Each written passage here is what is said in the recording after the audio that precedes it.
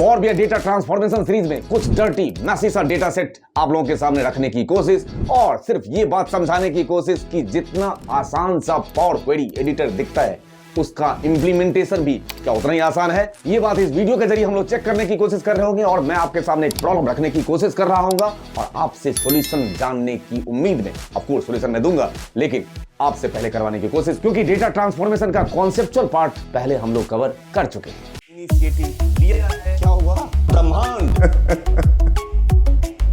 एक मैसी बिल्कुल ही badly structured data लेके आपके सामने हूं और मैं पहले वो डेटा सेट ऑफ कोर्स आपको दिखाने वाला हूं, लेकिन आपको पहले ही बता देना चाहता हूं कि सॉल्यूशन आज मैं नहीं, आज आप सही, ठीक है? स्टेप बाय स्टेप आप हमें सॉल्यूशन बता रहे होंगे कि अगर आप अप्लाई करने की कोशिश करते तो किस तरीके से अप्लाई करते इसके ट्रांसफॉर्मेशन के फेजेस को। तो मैं आपके सामने पहले तो रखता हूं वो डेटा सेट। तो ये रहा वो मैसी डेटा जिसमें सिप मोड है, प्रोडक्ट का नाम रखा हुआ है, सिप मोड भी अलग अलग है ऑफ कोर्स, और प्रोडक्ट का नाम इस तरीके से और उसकी कॉरस्पॉन्डिंग वैल्यू जो है इस तरीके से फैले हुए हैं। अगर मैं इसके बेस पे रिपोर्ट बनाने की कोशिश करूं तो कुछ भी समझ में नहीं आएगा। इसको पहले हमें शेप में लाना होगा और शेप में लाने के बाद जो आउटपुट मैं आपसे एक्सपेक्ट कर रहा हूं वो आउटपुट ये रहा आपके सामने। अब आप देख सकते हैं यहाँ पे ये तो बिल्कुल ही चेंज है।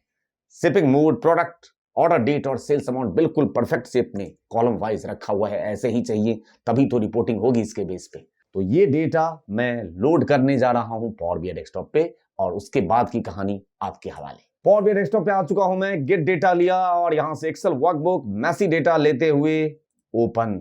आपके सामने वही डेटा जो कि एक्सेल सीट मैंने अभी आपको दिखाया था वो पहले रख दे रहा हूं। अब क्लीन डेटा भी मेरे पास है और डर्टी तो ऑफ कोर्स रहना ही चाहिए। मैं चलता हूं ट्रांसफॉर्म डेटा पे पावर क्वेरी एडिटर में। जो आपने बहुत ही प्यारा सा पावर क्वेरी एडिटर का इंटरफेस देखा है, अब उसके फीचर्स को यूज करने की बारी। इस डेटा सेट में अगर मैं देखूं तो बाय डिफॉल्ट ये अप्लाई स्टेप्स अप्लाई हो चुके हैं, जिसमें सोर्स है, नेविगेशन है, प्रमोटेड हेडर है, हेडर को प्रमोट किया है और डेटा टाइप को चेंज किया है। ये कॉमन सी बात है, हर एक डेटा सेट में ऐसे ही करते हैं। हमें पहले देखना होगा कि क्लीन डेटा यहाँ पे मैं दिखा दे रहा हूँ इस तरीके से चाहिए, मतलब शिपिंग मोड ये रिपीट है, मोबाइल जो कि प्रोडक्ट है ये रिपीट है और डेट और उसकी कॉरस्पॉन्डिंग वैल्यू जो सेल अमाउंट है उसके बगल में रखा हुआ है। अगर आपसे पूछूं तो स्टेप फॉलो करने के लिए कैसे फॉलो करेंगे, मैं ऐसा चाहता हूं कि क्या हम इसको हेडर बना दें, use first row as header. इससे क्या हासिल होने वाला है?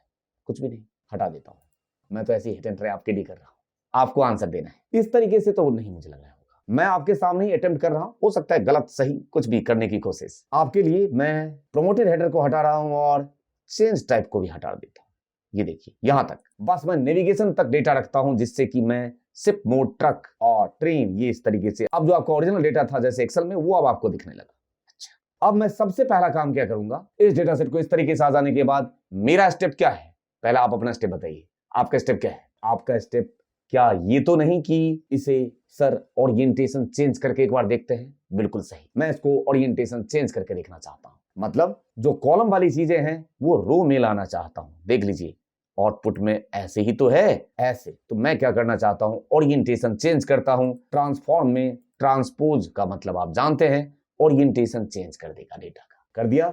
अब बहुत आसपास तो नहीं, कुछ आसपास जरूर पहुंचे। इस तरीके से डेटा सेट आ जाने के बाद अब आपका स्टेप क्या है? अब आपका स्टेप है कि सर ये truck, train, ship, by air ये इस तरीके से तो आ गया। आप खुद देखिए यहाँ पे तो हर एक सेल में है, तो आप भी हर एक सेल में से अप्लाई कर देना चाहते हैं, बिल्कुल कर दीजिए। राइट क्लिक करके आपने कर दिया, फिल में जाइए, फिल डाउन, वही डेटा सेट फिल कर देगा। अरे बात समझ में ना? इस तरीके से आ गया। अगर आप ऐसे कर देते हैं और फिर से मैं अगर ओरिएंटेशन चेंज कर दूं या कुछ और स्टेप अप्लाई करूं तो अभी तो मुझे इसके आसपास भी अपने आप को नहीं पा रहा। आप देख पा रहे हैं मैं ऐसा नहीं करूंगा। मैं फिल डाउन से पहले एक काम और करूंगा, ship mode, product, order date और ये यहाँ पे सारे डेट हैं। मैं काम करता हूँ, इसको ले चलता हूँ पहले हेडर में, यूज फास्ट रो एज हेडर टॉप पे लेके चला गया। मेरा काम कुछ हद तक आसान दिख रहा है क्योंकि शिप मोड और प्रोडक्ट ये हेडर में चाहिए, उसके बाद में ऑर्डर डेट और सेल्स भी चाहिए, लेकिन सेल्स तो जहां तहां फैला हुआ है। देखिए ऑर्डर डेट भी आपके हेडर में चला गया है और कुछ तो ऐसा ऑप्शन है जो कि हेडर की चीजों को, जो टॉप में है कॉलम वाली चीजों को रो में लेके आ जाता है, वही अप्लाई करके देखें। तो कॉलम की चीजों को रो में लाने के लिए अब आप क्या करेंगे, उसका ओरिएंटेशन चेंज नहीं करना है, इस बार ट्रांसपोज नहीं करना है। मैंने आपको पिवोट और अनपिवोट का कॉन्सेप्ट सिखाया था, उसको याद करिए। तब तक मैं एक काम और कर देता हूं यहां पे। इस तरीके से आ जाने के बाद फिल डाउन, स्टेप देखते जाइए किस तरीके से मैं अप्लाई कर रहा हूं। फिल डाउन, और शिप मोड प्रोडक्ट, ये मुझे दोनों के दोनों ऐसे ही चाहिए ना, वर्टिकल ओरिएंटेशन। और अभी जो ये है इसको मैं रो में लेकर आना चाहता हूं, तो एक काम करता हूं, शिप मोड और प्रोडक्ट, इस दोनों को मैंने सेलेक्ट कर लिया क्योंकि इसमें कोई ऑल्ट्रेशन मैं नहीं चाहता। ये जैसा है वैसा है, लेकिन उसके बगल में जितनी भी चीजें हैं, ये देख लीजिए, जो भी है इसका ओरिएंटेशन मैं चेंज कर देना चाहता हूं। तो चेंज करने के लिए, इससे पहले कि मैं चेंज करूं, मुझे ये जो ऑर्डर डेट दिख रहा है, ये ब्लैंक दिख रहा है, इसको मैं यहां पे अभी भी रिमूव कर सकता हूं या बाद में भी रिमूव कर लेंगे, कोई बात नहीं। मैं क्या करता हूं, राइट क्लिक कर रहा हूं और मैंने आपको एक कॉन्सेप्ट सिखाया था, अनपिवोट अदर कॉलम। अनपिवोट क्या करता है, कॉलम की चीजों को रो में लेकर आ जाता है। दैट मींस वो जो हेडर है डेट, वो रो में लेकर आ जाएगा, उसकी कॉरेस्पॉन्डिंग वैल्यू जो है उसके बगल में लेकर आएगा। दिखाऊं क्या, अनपिवोट करिए अदर कॉलम, क्योंकि 2 कॉलम आपका सिलेक्टेड है, अनपिवोट अदर कॉलम। अब आप बहुत क्या, बिल्कुल ही आसपास पहुंच चुके हैं। ठीक है, आपको एडिशनल कॉलम जो था डेट वाला, उसको भी हटाने की जरूरत नहीं पड़ी। बस आप क्या करें, इसमें एडिशनल ये जो अंडरस्कोर के बाद वाली चीजें हैं उसे हटाना होगा। उसके लिए आप ट्रांसफॉर्म में चले जाएं, स्प्लिट कॉलम कर दें, बाय डेलीमीटर अंडरस्कोर के बाद वाली चीजें आपको रिमूव करना होगा, तभी आपका डेटा सही होगा। अंडरस्कोर, उसके बाद वाली चीजें आप अलग कॉलम में कर दिए, ये अलग कॉलम है, बिल्कुल परफेक्ट। आ जाने के बाद इसका नाम क्या हो गया, अब ये है हमारा ऑर्डर डेट हो गया जी।